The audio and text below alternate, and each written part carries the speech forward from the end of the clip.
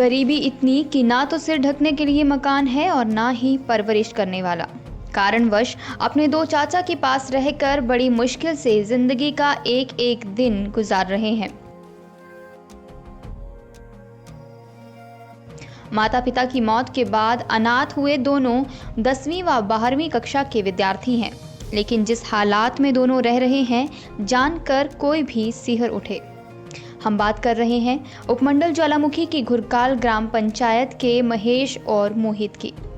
संसाधनों के अभाव में बड़ी मुश्किल जिंदगी जी रहे दोनों नाबालिग इस आस में हैं कि कोई ना कोई एक दिन उनकी दुर्दशा को देखकर आसरा जरूर देगा।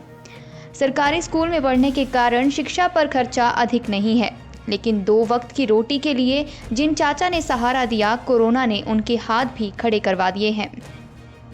बच्चों के चाचा सुरेश व दीप कमल ने बताया, 2006 में महेश मात्र 5 दिन का था जब उसकी मां चल बसी, जबकि मोहित उस समय 1.5 साल का था। या यूं कहें, दोनों को अपनी मां का चेहरा भी याद नहीं होगा कि मां कैसी थी। महेश और मोहित की तकदीर ने एक और झटका तब दिया जब 2017 में घर के साथ लगती ब्यास नदी में नहाने गए उनके पापा पैर फिसलने से डूब गए। उनकी लाश 5 दिन बाद देहरा से रेस्क्यू की गई थी। बच्चों की परवरिश बराबर की, लेकिन कोरोना ने अब उनके चाचा के हाथ खड़े कर दिए हैं।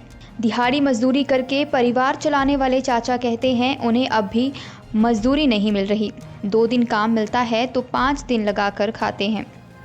परिवार को बीपीएल में नहीं लिया गया है, जबकि महेश और मोहित को 15 दिन पहले ही बीपीएल के लिए चयनित किया गया है।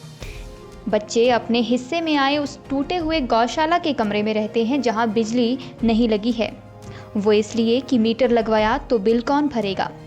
मोहित ने बताया कि नाबालिग होने की वजह से उन्हें कोई दिहाड़ी पर भी नहीं लगाता। चाचा खाना देते हैं तो कभी कभी गांव के लोग भी मदद कर देते हैं, जिससे वे स्कूल जा सकते हैं। कोरोना से बिगड़ी व्यवस्थाओं ने परिवार को रोटी के लिए भी मोहताज कर दिया है।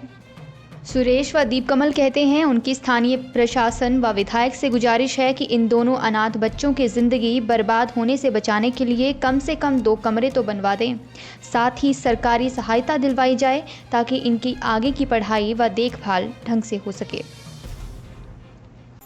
बेटा कौन सी क्लास में पढ़ते हो आप? +2 कॉमर्स। 10th class. क्या नाम है आपका? मोहित कुमार। मोहित कुमार। आपका? महेश कुमार। अच्छा, तो कितने टाइम से यहाँ पर आप कैसे रह रहे हो? यहाँ कोई दिक्कत परेशानी? ये दिक्कत तो बहुत सारी, मतलब ये मकान मतलब गिरने वाला है, जो इधर यहाँ पर कोई इलाज की व्यवस्था नहीं है, खाने पीने की यहाँ पर व्यवस्था नहीं है। जो हम मतलब खाना खुना खाते हैं तो एक चाचा के पास खाते हैं, कभी दूसरे चाचा के पास, ऐसे करके हम खाते हैं। अच्छा, तो सरकार से अभी तक कोई मदद मिली हो? सरकार से अभी तक हमें कोई मदद नहीं मिली है।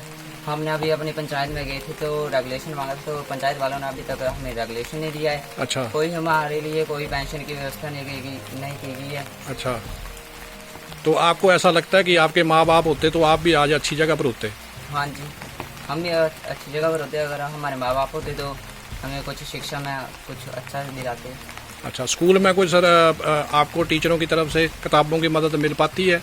हाँ, हमारे अध्यापक तो हमारे मदद करते हैं। कभी कभी वो हमारी फीस दे देते हैं। 2-3 बार 10वीं कक्षा में उन्होंने हमारी फीस दे दी थी, और मेरे छोटे भाई की भी फीस देते रहे थे वो।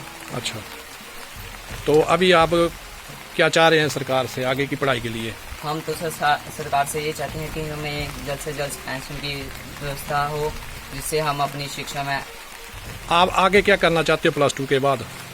+2 के बाद मैं कोई डिग्री करना चाहता हूँ और कोई कोर्स करना चाहता हूँ, ताकि आप अपने पैरों के ऊपर खड़े हो। 2 भतीजे हैं जिनको आज तक पंचायत ने कोई आर्थिक सहायता नहीं दी है, ना ही कोई पेंशन वगैरह छात्रवृत्ति लगी हुई है जो इनका पढ़ाई पर खर्च किया जाए। मैं खुद एक गरीब मजदूर हूँ, दिहाड़ी का काम करता हूँ और इनका पालन पोषण करता रहा। अब लॉकडाउन के कारण अभी मजदूरी मिल नहीं रही है, इसलिए मेरी आर्थिक स्थिति बहुत नाजुक हो गई है। इसलिए मैं प्रशासन से गुजारिश करता हूँ या जयराम ठाकुर जी से कि इन बच्चों के बारे में, भविष्य के बारे में सोचें या कुछ करें। ये बच्चे अनाथ हैं? ये बच्चे अनाथ हैं, ना ही मम्मी डैडी कुछ नहीं है इनका। ये दोनों भतीजे हैं मेरे। तो इनके लिए मुझे जयराम ठाकुर से मैं प्रार्थना करता हूँ हाथ जोड़ के कि इन बच्चों के बारे में कुछ आर्थिक सहायता या छात्रवृत्ति बच्चों को लगवा दें तो हम उनका बहुत बहुत धन्यवादी होंगे और उनका तहे दिल से धन्यवाद करते हैं। बीपीएल के तहत इन बच्चों के लिए जो परिवार अलग किया गया था उनको हमने बीपीएल परिवार में डाला। बीपीएल के तहत पढ़ाई के लिए जो भी सुविधा मिलती है हम दिलवाने के लिए तैयार हैं। ये दोनों अनाथ बच्चे जिनका नाम मोहित महेश है, जिनके मकान की हालत बिल्कुल ख़राब है, पंचायत जो भी इनका कार्य होगा पंचायत से रिलेटेड वो हम जल्द से जल्द करवाने के लिए तैयार रहेंगे और हमेशा इन बच्चों का सहयोग देंगे।